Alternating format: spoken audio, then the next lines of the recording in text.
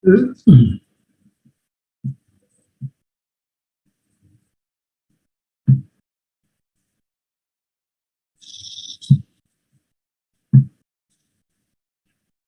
mulai aja. Assalamualaikum warahmatullahi wabarakatuh. Selamat pagi. Waalaikumsalam warahmatullahi wabarakatuh.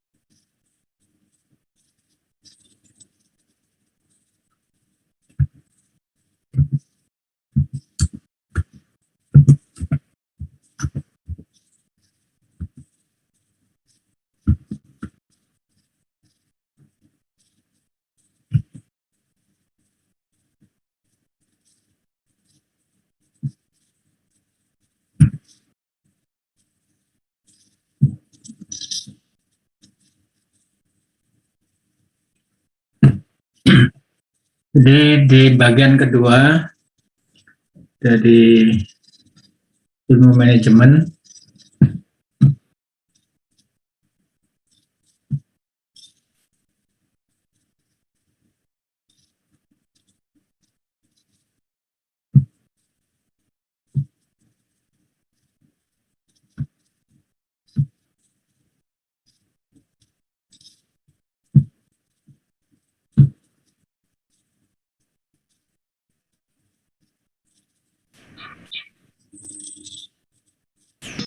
Ini punya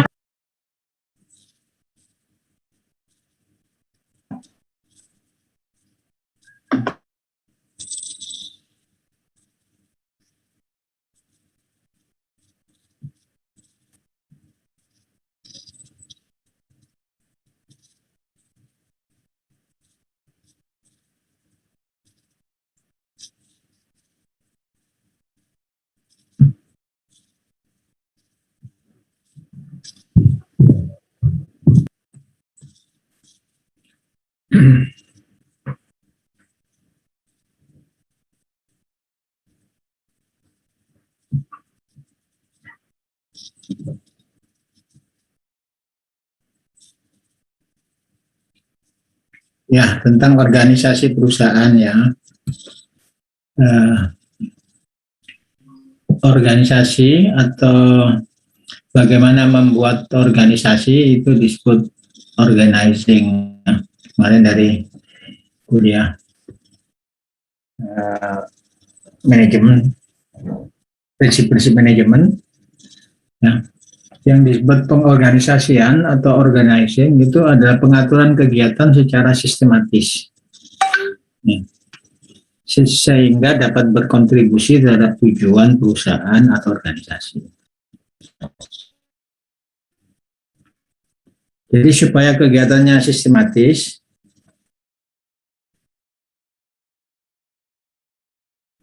maka ada 3 kata kunci, ya.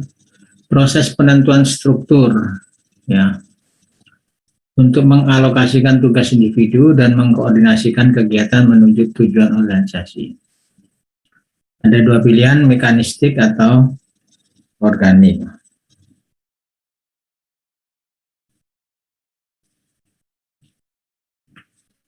Ini contoh, ya, mekanistik itu model klasik, model konvensional.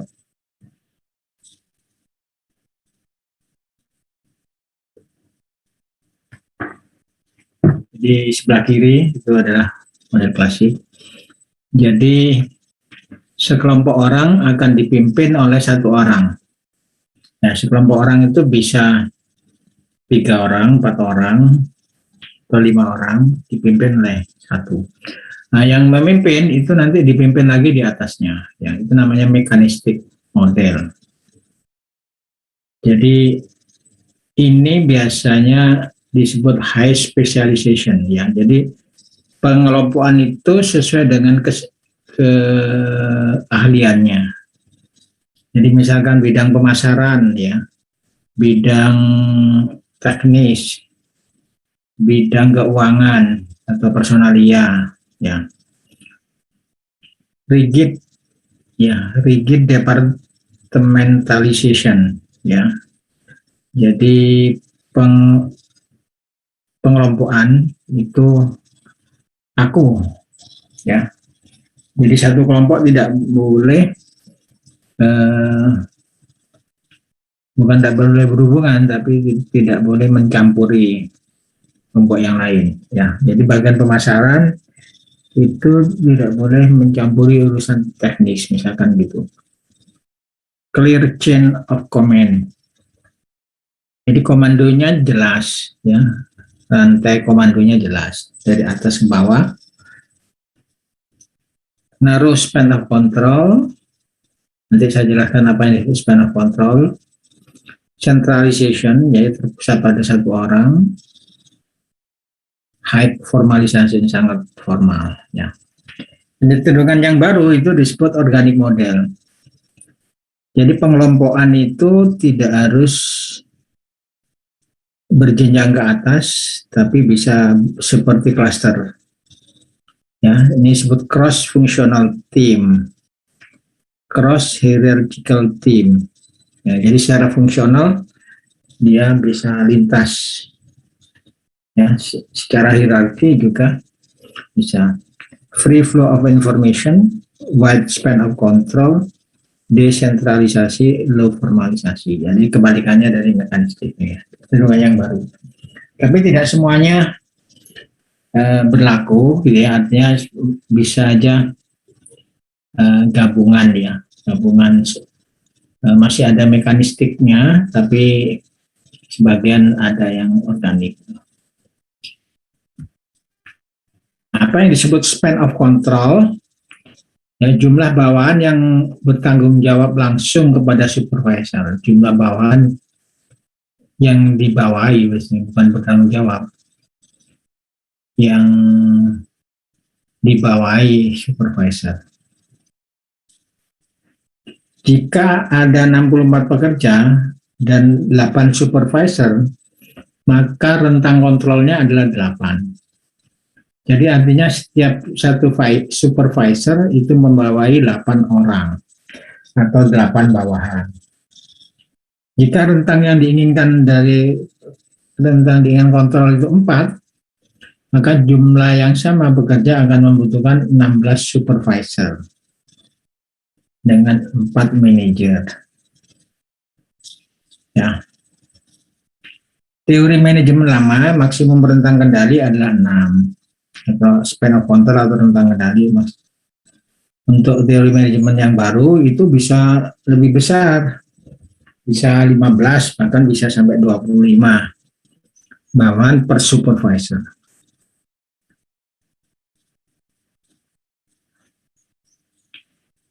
Akan tergantung pada jenis organisasi dan pelatihan bawahan. Nah, ini kata span of control ya. Jadi bentuk kerucut ini itu mencerminkan level of management, puncak yang di puncak kerucut dan operator yang paling bawah. Nah, jadi misalkan yang hijau ini ya, itu satu itu artinya direktur utamanya 1. Terus 4 itu adalah direkturnya, ada 4 direktur. Ya. Terus 16 itu general manager. Nah, setiap 4 general manager dibawahi oleh 1 direktur. General manager membawahi 64. Jadi masing-masing general manager membawahi 4 manajer. Jadi ada 64 manajer. Ya. Manajer 64 manajer membawahi 256 kepala bagian. Ya, atau superintendent. Jadi 64 manajer membawahi 256. Jadi masing-masing manajer membawahi 4 kepala bagian atau superintendent. Ya. Masing-masing kepala bagian membawai 4. Nah, jadi 4 kali 256. 1024. Membawai 4 kepala seksi atau supervisor. Nah, di supervisor itu yang paling bawah, yang paling dekat dengan operator. Ya, jadi 1024. Masing-masing operator, masing-masing supervisor itu membawai 4 operator. Jadi 4 kali 1024. Jadi 4096. Ya. Jadi di sini span of control-nya 4. Level of manajernya ada 6. Ya, jadi manajernya 1 sampai 6. Karena yang 7 itu bukan manajer tapi operator. Nah, dari sini kita bisa menghitung berapa jumlah manajer dan berapa jumlah operator. Jadi jumlah manajer berarti dari level 1 sampai level 6 itu jumlahnya 1.365. Jumlah operatornya ya 4.096. Jadi total karyawannya berapa? Total pegawainya 5.461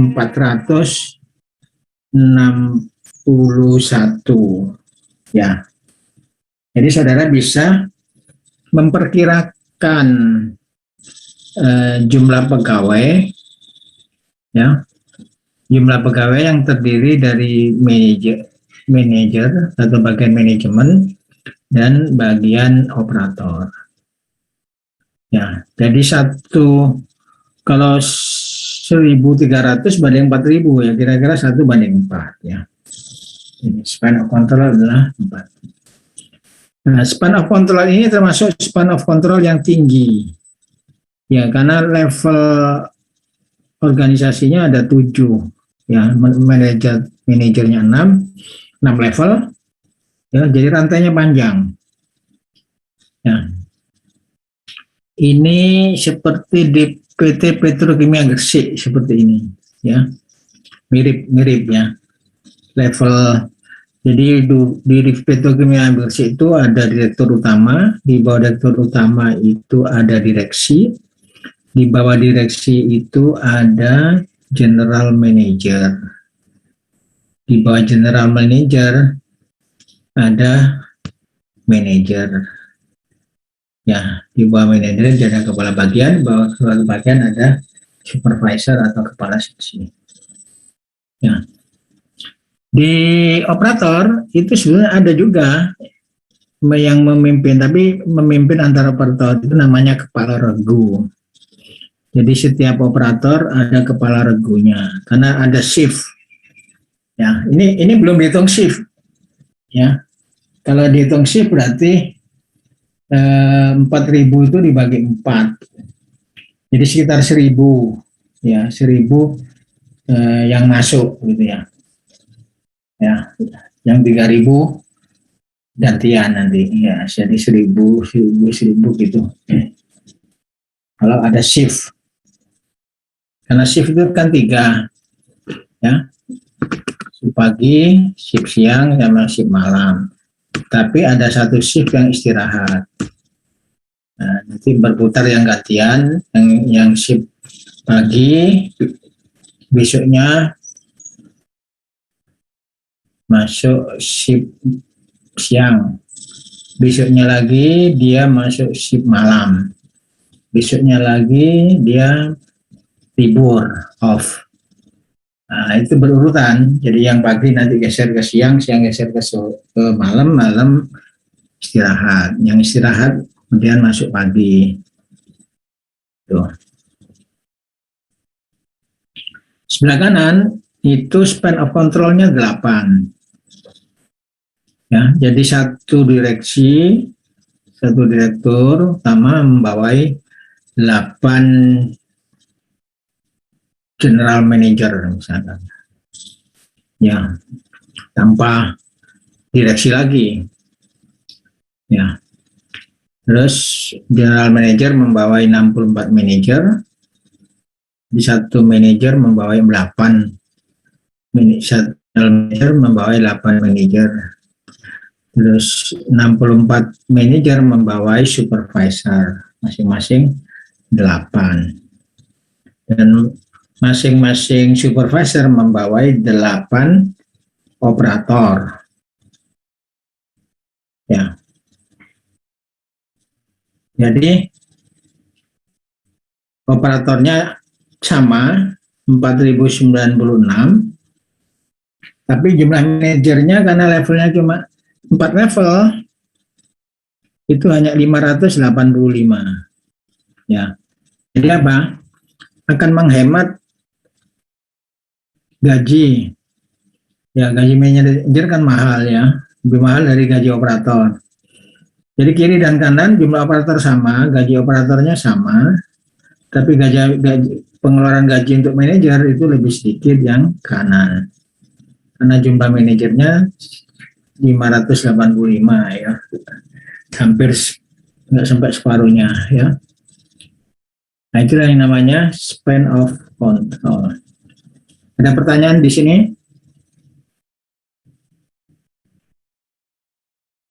Ya. Saya izin bertanya, Prof. Nah, silakan. Kalau untuk job desk superintendent dan supervisor sendiri itu perbedaannya apa ya, Prof? Superintendent itu atasannya supervisor. Jadi kalau bahasa Indonesianya supervisor itu kepala seksi yang membawai langsung operator, sedangkan superintendent itu kepala bagian ya yang membawai kepala seksi. Jadi superintendent itu manajer kelas menengah ya. Yang namanya tiap perusahaan beda-beda gitu ya. Tadi saya contohkan di mana Petro. Kalau di semen itu kepala seksi, di atasnya kepala bagian, di atasnya kepala bagian itu namanya kepala divisi.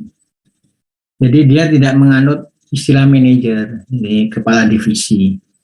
Nah, di atas kepala divisi itu adalah direktur, ya, direksi atau direktur.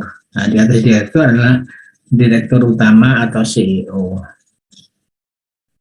Ya, jadi kalau di semen Gresik lebih pendek anunya level of organization-nya dibanding di PT Petrokimia Gresik. Nah, jadi yang organisasi levelnya lebih rendah itu disebut organisasi datar, flat ya. Jadi hanya beberapa lapisan manajemen tentang kendali besar. Sedangkan organisasi tinggi, lapisan manajemen lebih banyak tentang kendali yang lebih kecil. Ya, jadi kebalikannya rentangnya gitu. Pengawasan lebih baik. Untuk suatu organisasi besar, 5 lapisan adalah maksimum.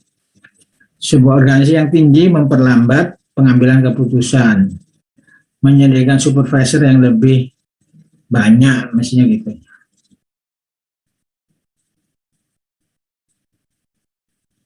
Saat ini ada konsensus bahwa datar lebih baik. Manajer sedikit, biaya lebih rendah, lebih baik karyawan dilatih dan diberdayakan. Itu cenderungannya.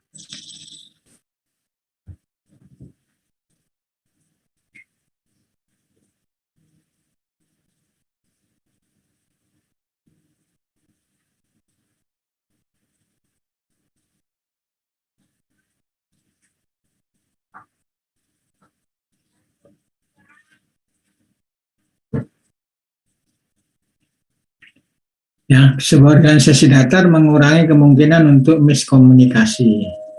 Apalagi sekarang komunikasi sudah canggih.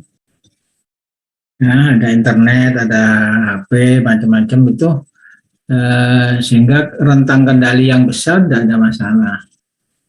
Nah, suatu pendapat bahwa seorang manajer hanya bisa mengawasi sejumlah kecil orang. Dengan sistem komunikasi modern ini, pendapat ini tidak benar. Ya. Nah, ini contoh bagannya ya. Jadi yang tol, coba yang di atas itu berapa lapis manajemen? 1, 2, 3, 4, 5. Ya.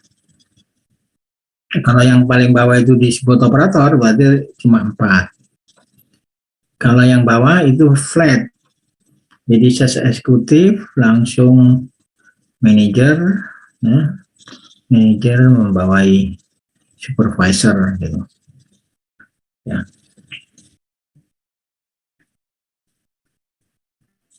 Proses pengorganisasian sekarang.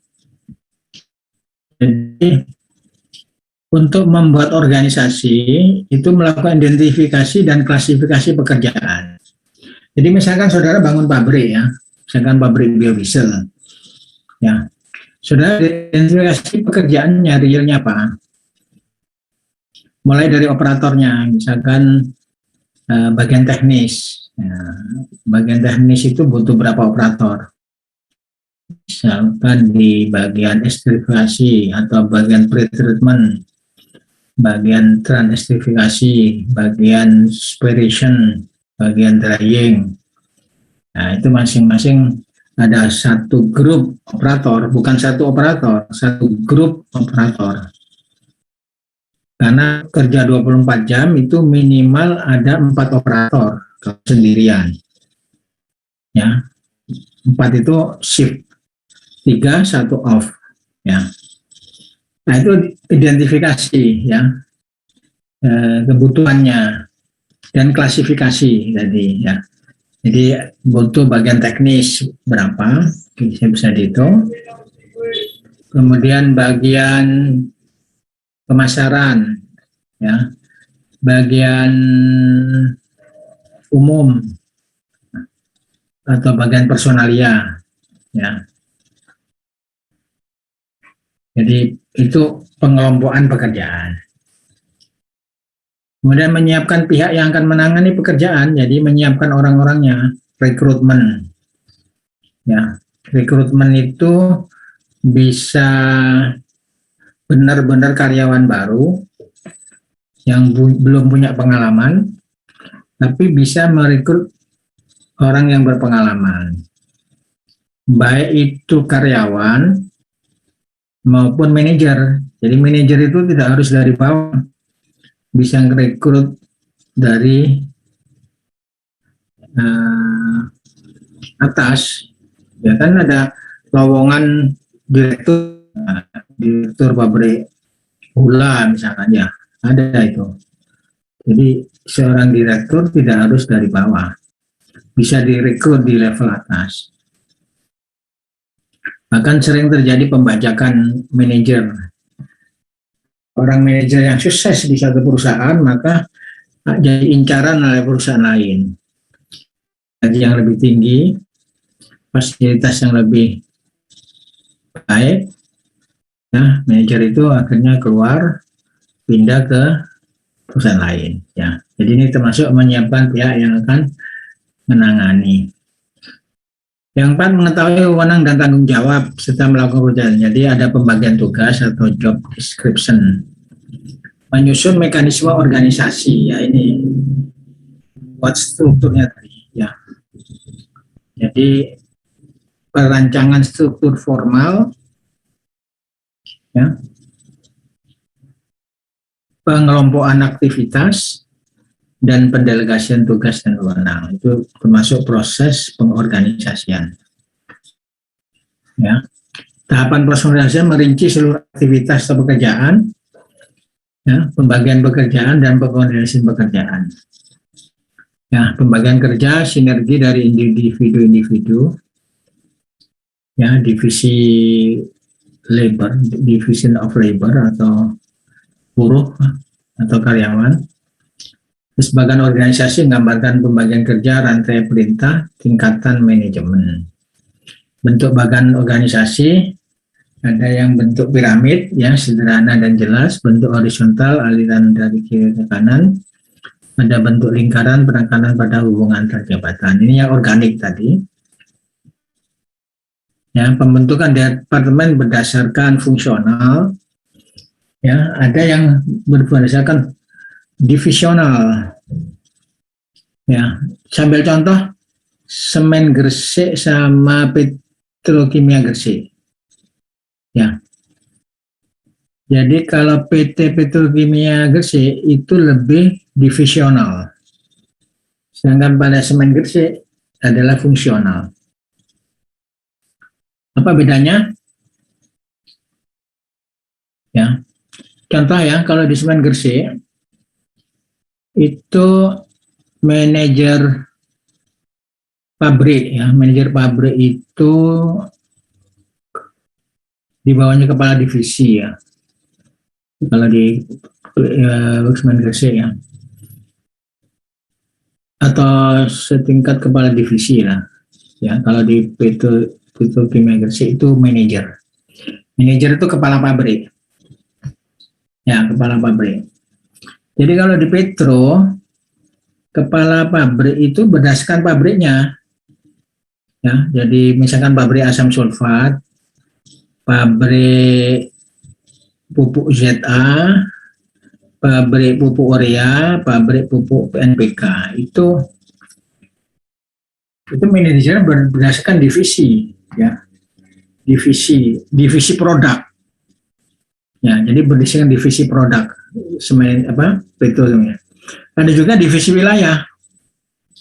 Divisi wilayah itu contohnya Unilever, ya, misalkan, ya, ada Unilever itu pabriknya ada yang di Surabaya, ada yang di Jogja, ada yang di Jakarta, ada yang di mana, ya, banyak, ya kan, seluruh dunia. Kalau Unilever itu ada divisinya, ya, seperti PT Nestle juga gitu, ya. Jadi divisi wilayah, jadi kepala pabrik di wilayah Surabaya, ada yang di wilayah Jakarta, di wilayah Jogja, dan masing-masing nanti ada per pabriknya. Misalkan pabrik sabun, ada kepala pabriknya, pabrik sampo, pabrik minyak goreng, misalkan, ya, itu berdasarkan divisional. Kalau fungsional itu berdasarkan fungsinya. Jadi seperti semen Gresik. Semen Gresik itu mempunyai 4 pabrik. Semen Gresik 1, 2, 3, 4. Tapi kepala bagian pemasarannya 1. Ya, tidak ada. Tidak ada kepala pabriknya. Jadi tidak ada kepala pabrik semen Gresik 1. Kepala pabrik semen Gresik 2 nggak ada. Yang ada adalah kepala divisi teknik. Itu membawai semua pabrik. Kepala divisi SDM membawai semua SDM di pabrik itu. Nah, jadi ini namanya fungsional. Ya. Jadi contoh yang bagus di Semen Gresik itu menggunakan departementasinya secara fungsional, sedangkan di PT Petrokimia Gresik menggunakan divisional. Ya. Nah, ini keuntungan dan kelemahannya. Kalau fungsional itu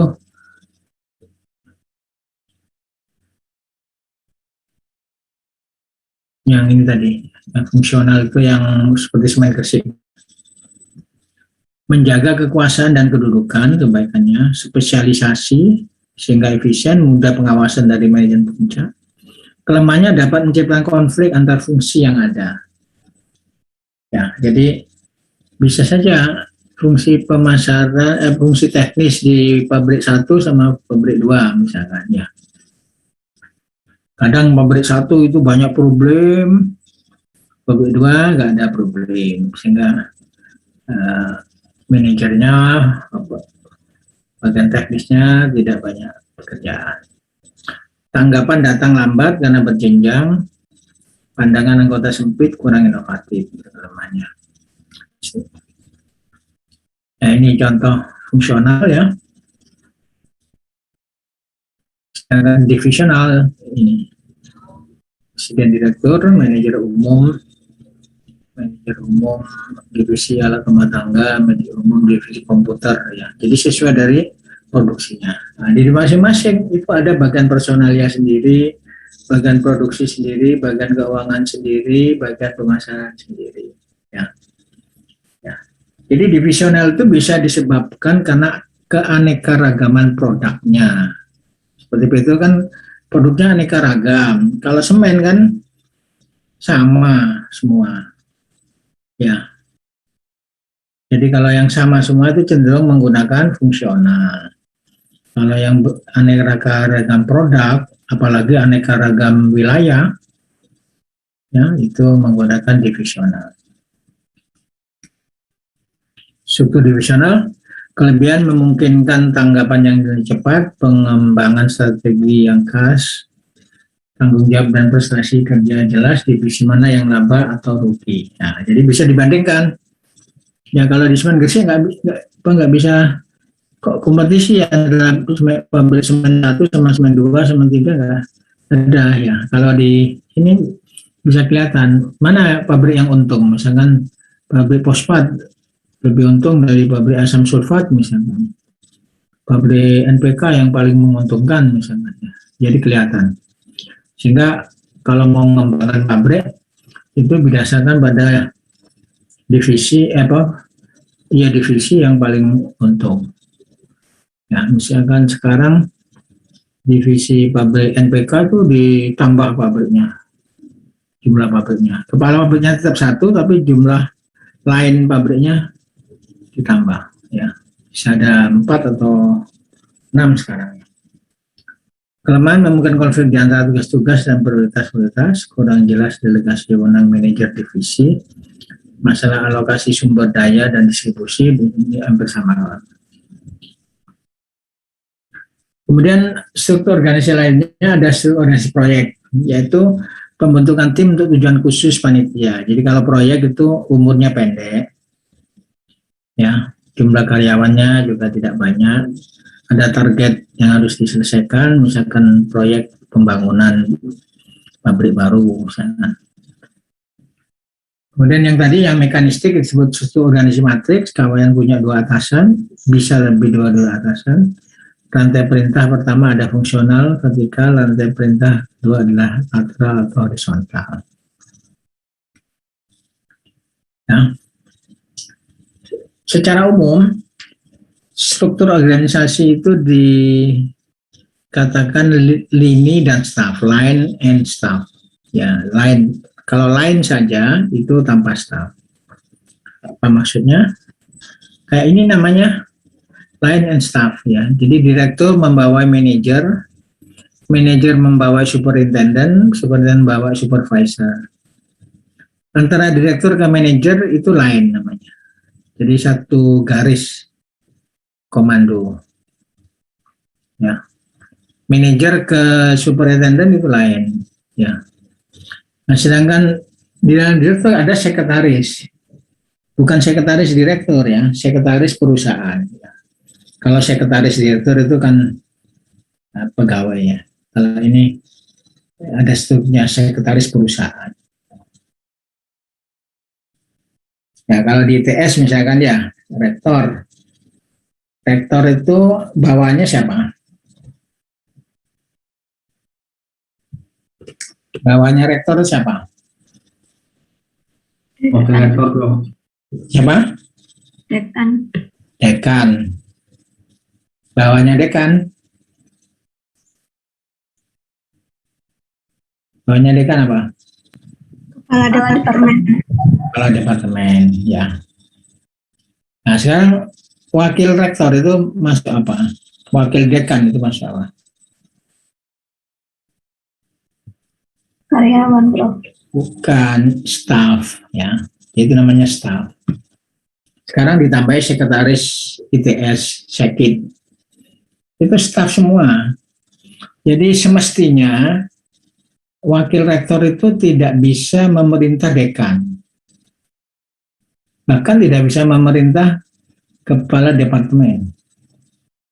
Karena wakil rektor itu adalah staff. Staff itu memperkuat rektornya. Dia yang memerintah hanya rektornya. Wakil rektor bisa memerintah kalau dia mewakili rektor. Misalkan wakil rektor 1, ya, karena sesuatu hal, ya, apakah rektor berpergian atau ada tugas lain sehingga dia memerintahkan wakil rektor. Nah, dia bisa memerintah dekan, memerintah ini bisa. Tapi dia karena mewakili, karena dia sendiri tidak punya struktur lain ke bawah. Dari wakil rektor tuh nggak ada, ke dekan tuh nggak ada garisnya, tidak ada garis. Ya, tidak ada garis. Sekretaris rektor juga sama, nggak bisa merintah dekan.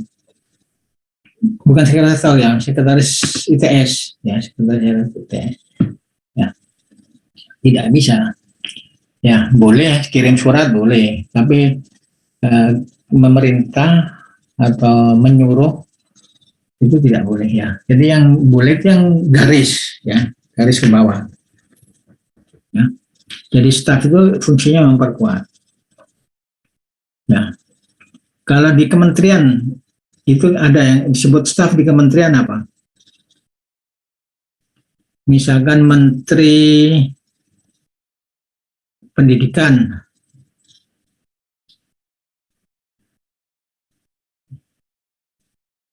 stafnya apa? Stafnya atau Menteri Riset dulu, Menteri Riset Teknologi, ya.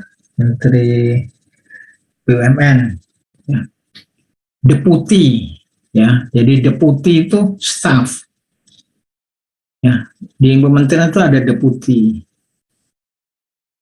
Jadi deputi itu tidak punya bawahan, deputi. Ya. Kalau dirjen itu bawahnya menteri, dia punya anak buah. Di bawah dirjen ada direktur. Ya. Kalau deputi nggak bisa, nggak membawahi direktur. Ya. Jadi yang tidak punya bawahan, posisinya ada di atas, itu namanya staf. Jadi staf itu penguat. Ya. Jadi rektor itu dikuatkan oleh 4 wakil rektor, ya, di 1 sekretaris ITS. Nah, itu. Dekan dulu ada pembantu dekan 1, 2, 3. Sekarang dihapus, tinggal pembantu dekan, cuma wakil dekan saja 1. Nah, wakil dekan itu dia sebagai staf, berfungsi sebagai staf. Tapi dia bisa menjadi pengambil keputusan apabila dekan berhalangan. Ya, berhalangan itu karena pergi, karena ada tugas sehingga diwakilkan. Ya, jadi wakilnya itu bisa menggantikan. Ya, menggantikan itu bisa tanda tangan misalkan, ya. Tanda tangan yang mesti dilakukan oleh dekan bisa digantikan oleh wakil dekan. Jadi staf itu kadangkala dia bisa menjadi lain kalau yang dia perkuat lagi berhalangan. Ya. Wah, ini tadi ya, ini yang lain tidak ada stafnya, ini yang ada stafnya gitu ya. Jadi staf ini bisa di setiap lain ya. Misalkan direktur ada stafnya, manajer ada stafnya gitu ya. Nah, bukan pegawai ya, bukan karyawan ya. Kalau karyawan itu operator maksudnya. Jadi misalkan di rektor gitu ya. Di rektor itu ada sekretaris rektor. Sekretaris rektor itu sifatnya operator. Ya. Tapi kalau sekretaris ITS itu sebagai staf. Bisa bedakan ya. Seperti di departemen misalkan ya, ada sekprodi. Sekprodi itu staf. Tapi di situ ada juga karyawan, ya, karyawan sekretariat. Karyawan sekretariat itu operator. Ya. Jadi kalau di ITS yang jadi operator itu karyawan dan mahasiswa gitu. Ya, jadi mahasiswa itu termasuk operator yang dipimpin. Ya, karyawan itu juga yang dipimpin. Dosen itu termasuk operator juga. Ya.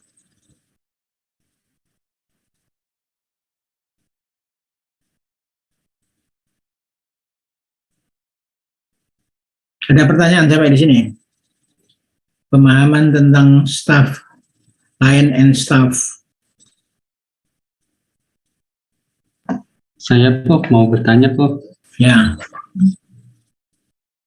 Saya mau bertanya tentang struktur organisasi divisi yang tadi Prof-nya jelaskan, misalnya seperti di Petrokimia Gresik, Ya. itu kan dari NPK, misalnya dari Departemen NPK dan H2SO4 lebih banyak penjualannya di Departemen NPK, Prof. Apakah itu dari tim marketingnya berdasarkan divisi juga, atau mungkin jadi satu dalam hal ini marketingnya hanya dalam satu petrokimia saja, Prof? Terima kasih. Jadi pembagian secara divisional dan pembagian secara fungsional itu ada yang murni ya. Murni itu maksudnya benar-benar fungsional semua, dari atas sampai ke bawah. Ada divisional semua gitu ya. Tapi ada yang campuran. Ya, ada yang campuran. Jadi seperti petrokimia Gresik gitu ya. Ya. Itu pembagiannya masuk divisional karena pembagian divisional petrokimia Gresik itu hanya untuk teknisnya. Untuk teknis ya, itu divisional. Jadi kepala pabrik itu membawa ini, itu divisional. Tapi bagian personalia sama bagian pemasaran itu dia fungsional. Jadi pemasaran pupuk NPK sama pemasaran H2SO4, pemasaran itu tidak per pabrik, tapi per perusahaan. Bahkan biasa di atas perusahaan lagi yang namanya holding. Ya, gabungan antar perusahaan seperti Petrokimia Gresik, Industri, PKT itu menjadi holding. Ya. Ya, jadi tidak semuanya divisional, tapi ada juga yang fungsional.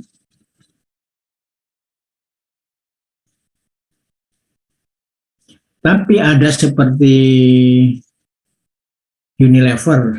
Nah, Unilever itu full ya, divisional gitu ya. Jadi misalkan pabrik di Jogja sama pabrik di Surabaya, itu masing-masing punya kepala bagian punya direktur teknik ya atau manajer teknik, punya manajer pemasaran sendiri, punya manajer personalia sendiri, ya, yaitu full ya, full divisional ya. Jadi ada yang full divisional. Ya, walaupun pemasaran bisa gabungan gitu ya. Misalkan yang di Jogja itu produknya, kalau di sini itu produknya apa di sini? Sampo sama deterjen ya. Kalau di Jakarta itu produknya minyak goreng sama sabun, ya. Nah, pemasarannya bisa sama-sama, ya. Jadi bisa, nah mungkin bikin brosur sama-sama misalkan, ya, sama-sama Unilever-nya, ya. Tapi dia full sebenarnya, full divisional. Ya, bisa jawab jawaban saya.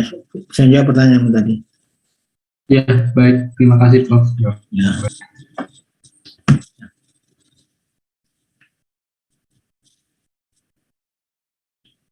Ya, ini sudah tadi. Fungsional sudah saya jelaskan. Prinsip komando tunggal di masing-masing perekonomian.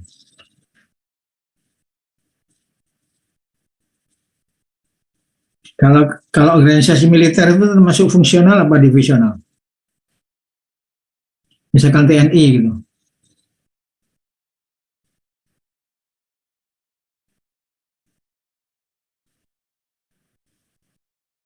Menurut saya itu Prof, campuran. Campuran ya. Jadi di level atas dia fungsional. Jenderalnya satu. Ya kan? Terus apanya di bawah jenderal itu apa?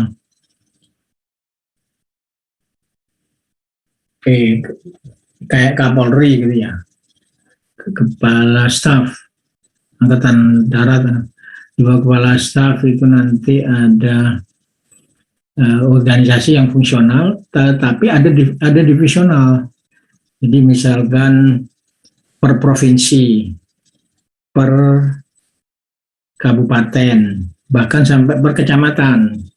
Nah itu divisional. Jadi di level bawah ada divisional, di level atas adalah fungsional. Ya. Sama perguruan tinggi juga ya. perguruan tinggi negeri itu di atas fungsional ya, di apa?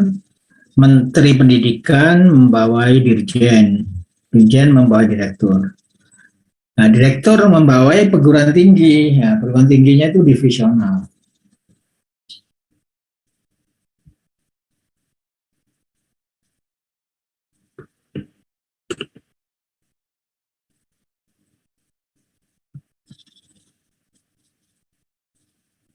Ya, yang penting dapat fungsional dan divisional. Ini keuntungan kelebihannya apa saja.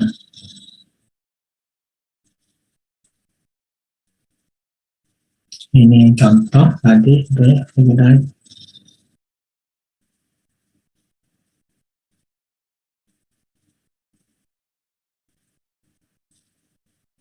organisasi produk dan area, ini divisional tadi, sudah ini tadi.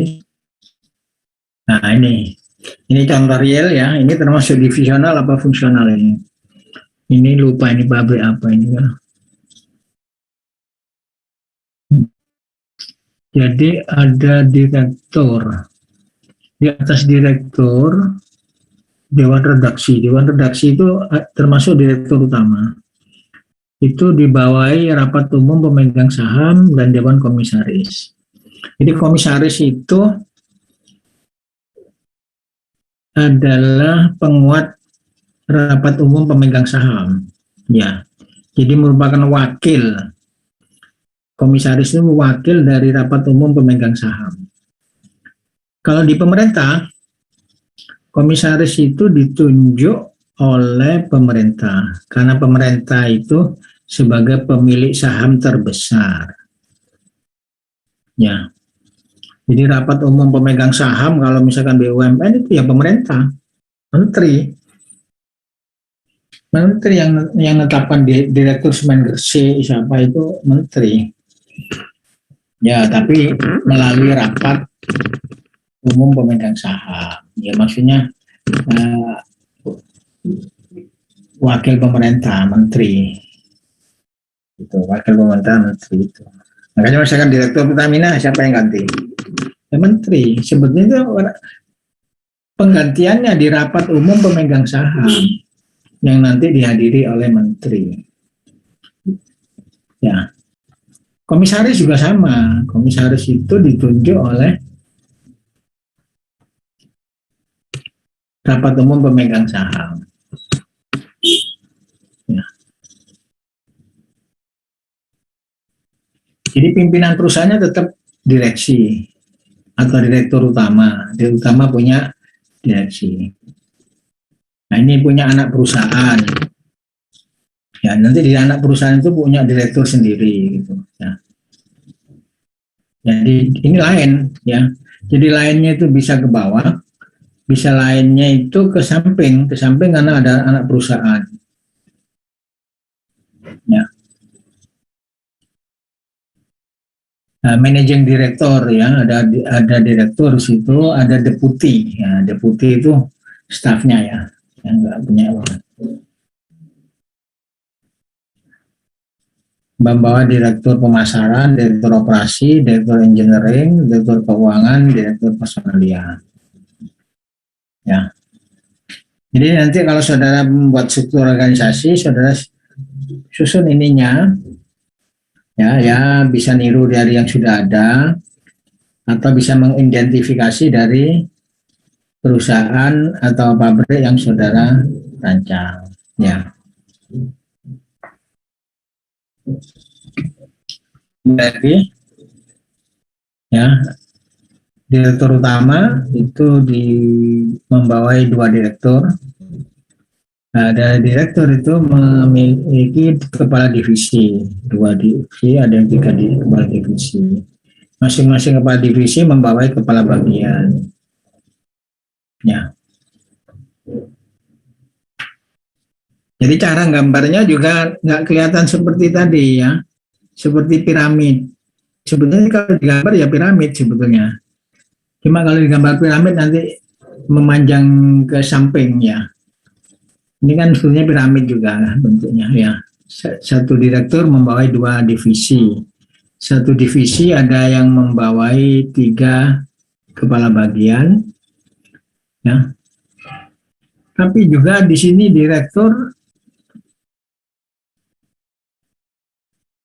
utama langsung ke kepala bagian komunikasi SDM, bagian bisa jadi seperti itu. Ya. Mestinya ada satu direktur lagi ini, yang di tengah itu mestinya direktur personalia atau direktur umum, ya, yang membawai kepala bagian.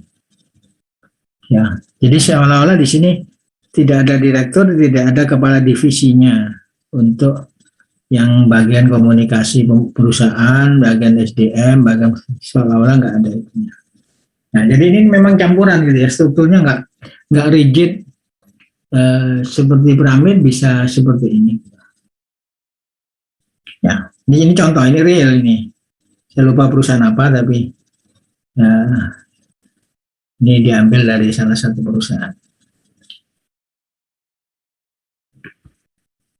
Ya, itu struktur ya. Masih ada pertanyaan untuk struktur organisasi?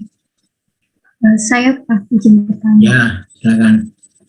Yang mengenai sebelumnya, jika ada satu bagian itu Prof, tidak menghubungkan antara direktur ke supervisor, tetapi dalam realnya, misal direkturnya itu langsung memberikan tugas ke supervisor, begitu apa bisa, Prof? Ya nggak bisa, harus bertingkat.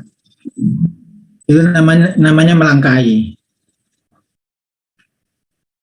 Ya, jadi seorang rektor itu nggak boleh langsung merintah kepala departemen, itu nggak boleh. Mestinya gitu ya, mestinya dia merintah ke dekannya nanti yang ke departemennya gitu.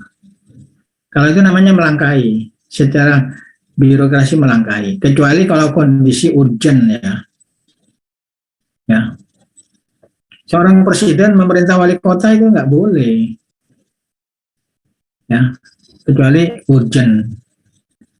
Dalam keadaan normal dia memerintah ke gubernur, nanti gubernurnya yang memerintah ke wali kotanya gitu. Nah, jadi tidak boleh melintas, itu tidak boleh, itu melangkahi, seolah-olah nanti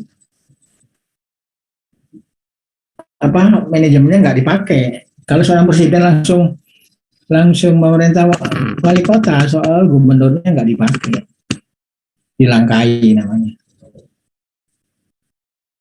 Ya, itu bisa terjadi kalau ada konflik, biasanya gitu. Misalkan presiden ada konflik dengan gubernur Jawa Timur misalnya.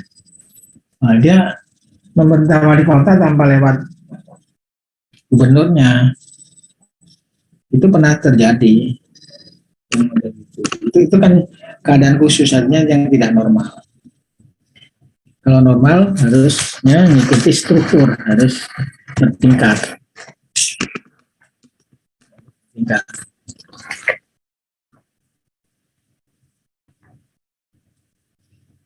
Ya, bisa menjawab pertanyaan.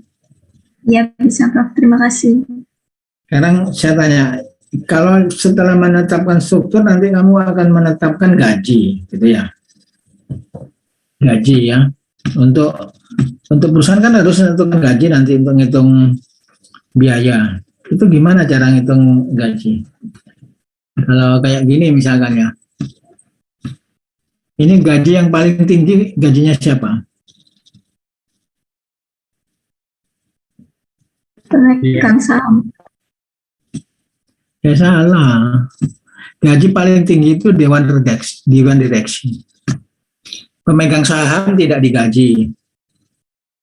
Kalau komisaris itu gajinya sekitar 40%, maksimum 40% dari direksi. Walaupun posisinya di atas, karena dia tidak ada kerjaannya, bukan kerjaan utama. Komisaris itu hanya ngawasi. Jadi kalau direktur utama gajinya 100 juta, ya, komisaris itu maksimum 40 juta. Ya, anak-anak membuat peradesan pabrik banyak yang gaji komisarisnya lebih tinggi dari direksinya, itu salah. Ya. Jadi gaji itu tergantung dari beban pekerjaan, bukan dari struktur di sini. Ya. Memang secara umum sama ya, misalkan direktur operasi, dokter pemasaran, genering mungkin sama ya, mungkin sama setingkat lah struktur gajinya. Tapi bisa jadi salah satu direktur itu lebih tinggi, ya, lebih tinggi bisa jadi begitu karena beban pekerjaannya lebih banyak. Jadi tergantung beban pekerjaannya. Ya. Terus kalau menentukan besarnya gaji gimana? Ancer-ancernya atau perkiraannya gimana? Caranya gimana?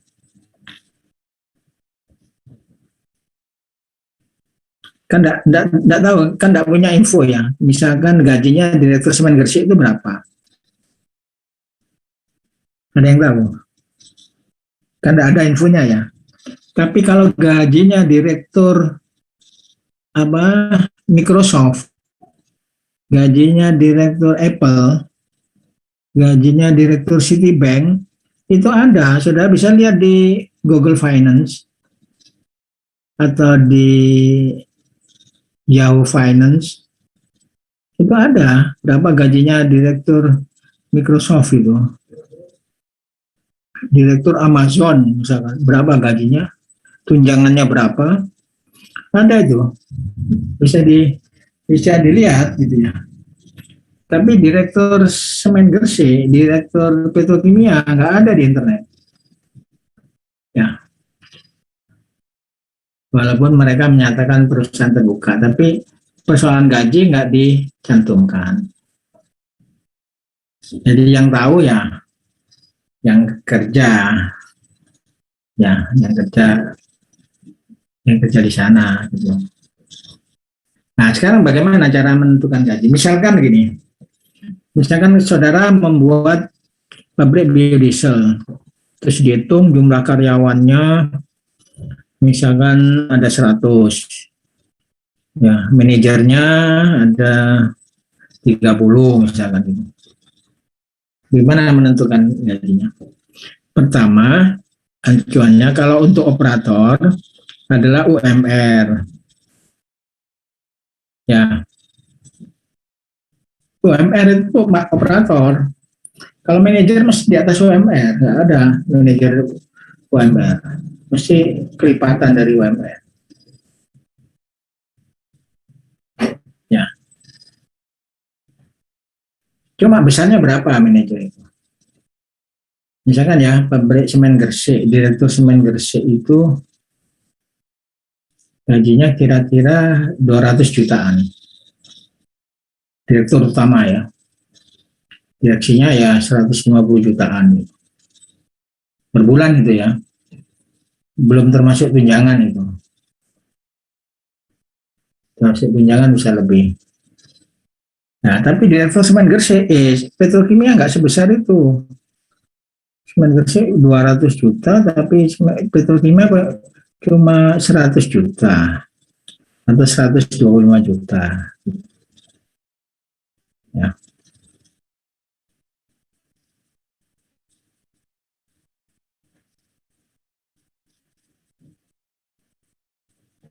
Terus dari mana dapatnya? Dari mana menetapkannya? Dari laba penghasilan. Wong pabriknya nggak ada yang nggak laba tapi digaji kok. PLN tuh nggak pernah untung tapi gaji direkturnya 250 juta. Nggak pernah untung PLN itu sampai sekarang. Rugi terus. Nggak pernah untung sebentar, rugi lagi. Garuda Indonesia rugi terus. Gaji direkturnya berapa itu? 250 juta. Ya, jadi menentukan gaji itu dari persentase. Kalau di usaha itu omset gitu ya. Omset. Kalau di perusahaan itu sekian persen itu untuk gaji gitu ya. Ya. Jadi diperkirakan biaya operasional suatu perusahaan itu misalkan 1 triliun. Nah, berarti alokasi gajinya paling tidak 20%. Ya, berarti 200 miliar itu untuk gaji. Ya, bisa di bawahnya misalkan 15 gitu. Jadi ancar-ancarnya gitu. Ya. Jadi kalau saudara membuat desain pabrik kan ada biaya fix ya, biaya investasi, ada biaya operasi. Biaya operasi itu kan ada biaya bahan baku, bahan tambahan. Nah, termasuk di dalamnya gaji karyawan. Nah, saudara bisa perkirakan gaji karyawan itu kira-kira 15-20% dari biaya operasional. Ya, jangan terlalu kecil, misalkan cuma ngambil 10% atau 5%. Nah, itu nanti disusun. Nah, dicoba dulu operatornya jumlahnya berapa, diantem UMR dulu aja. Terus nanti direkayasa untuk direktur utamanya berapa, dihitung lagi di jumlah, masih masuk 20% kan. Jangan sampai gajinya itu 50% dari biaya operasional misalkan gitu. Ya, jangan sampai terlalu besar, jangan sampai terlalu kecil. Ya. Itu kira-kira ya. Ada pertanyaan untuk menyusun ini, karena nanti di tugas pradesain saudara harus memperkirakan atau membuat struktur organisasi, menentukan jumlah personilnya. Ya, jumlah personilnya itu jumlah manajernya. Kadang-kadang nggak jelas, manajernya itu ada 10 yang ditulis, yang dihitung cuma 5 misalkan gitu. Direkturnya ada 4, ditulis cuma 1, gajinya cuma 1 ya. Komisarisnya misalkan ada 5, itu cuma 1 gajinya ya. Jadi harus sinkron antara struktur organisasi ya dengan penggajiannya. Nah, saudara kan harus menghitung berapa kebutuhan gaji. Nah,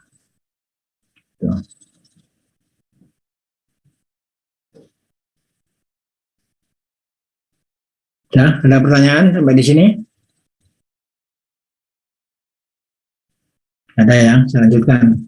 Oh, waktunya udah habis ini. Jadi yang lain dibaca sendiri aja ya.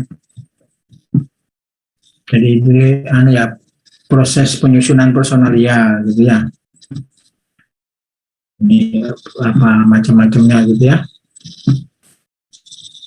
Hubungan jabatan dan sebagainya. Ya. Ini penjelasannya aja. Ya.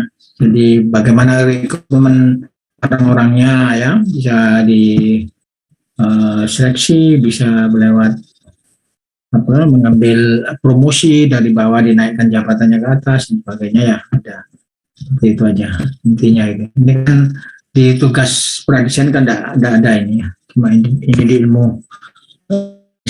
ya yang di ininya ya. Dan ini ada pemanfaatan SDM, ada yang diberhentikan ya, di PHK, ada dipensiunkan karena umur, ada dimotivasi ya. Kadang-kadang karyawan tidak produktif ya, produktif dipecat, diberhentikan lebih baik daripada dipakai tapi tidak produktif. Terus dipensiunkan kalau sudah berumur atau mungkin belum berumur, misalkan karena pabriknya rugi ya, mengurangi karyawan ya, ada dipensiunkan ya, seperti di PHK tapi dikasih pensiun. Nah, ada yang dimotivasi untuk tetap bertahan ya, sebagainya. Ya, saya kira itu. Hari ini saya kira cukup.